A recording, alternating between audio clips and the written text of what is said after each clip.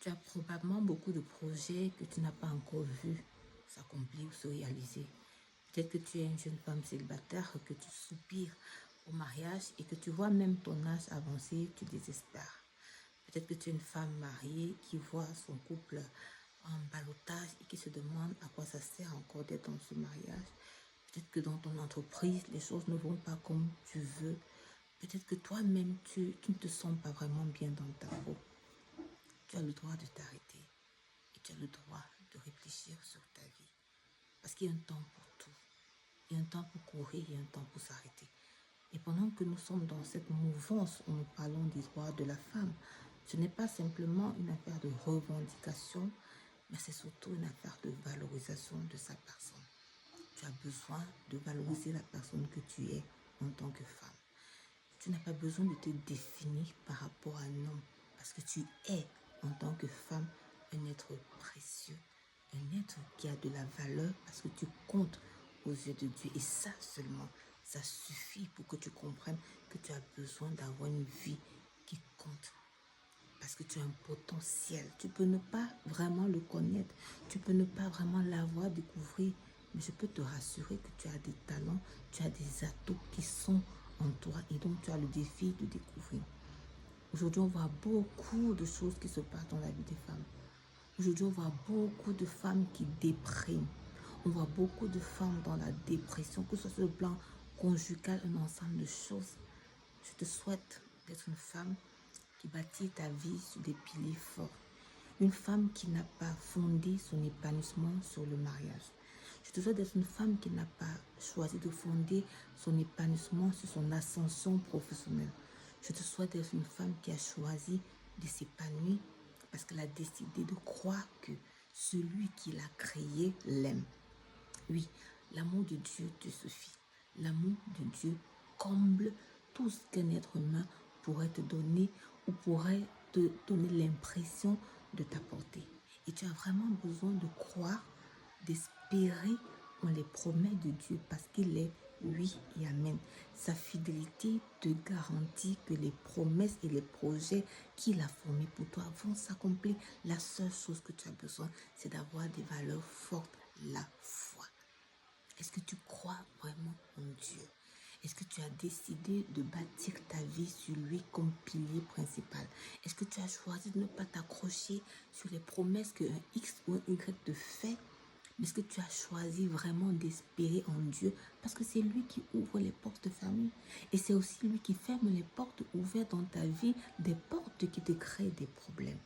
Tu as besoin de choisir d'être une femme intègre. Pendant que nous vivons dans une société où l'intégrité aujourd'hui est rare, pendant que nous vivons dans une société où les femmes trouvent beaucoup de raccourcis pour atteindre des sommets, tu as besoin d'être une femme intègre. Souviens-toi de ce que Dieu a dit à Abraham, marche devant moi avec intégrité. Et souviens-toi aussi de ce que Dieu a accompli avec Abraham, le père de la foi. Il a cru en Dieu.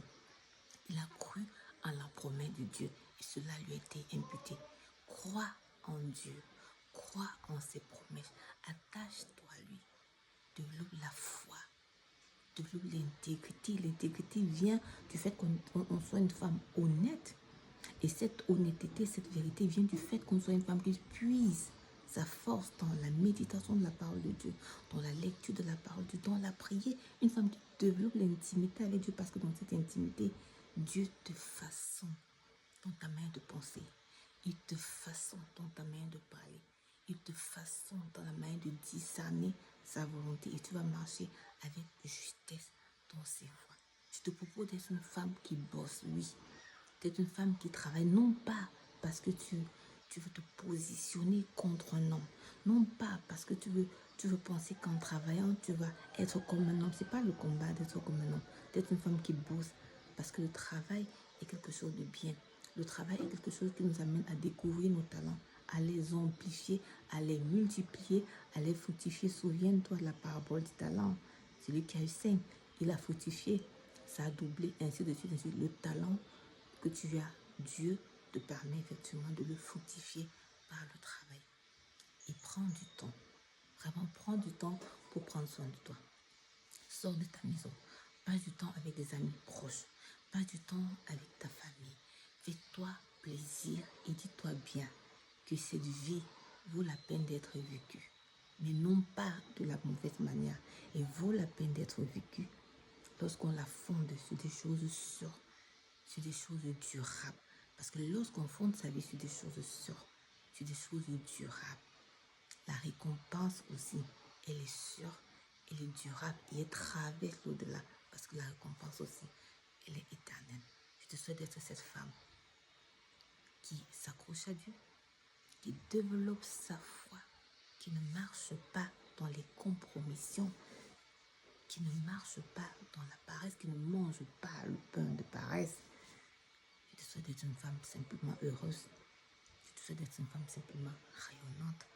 Je te souhaite d'être une femme sage qui bâtit sa vie sur le rocher qui est Jésus et qui profite de la lumière de ce Jésus pour éclairer tous les autres compartiments de ta vie.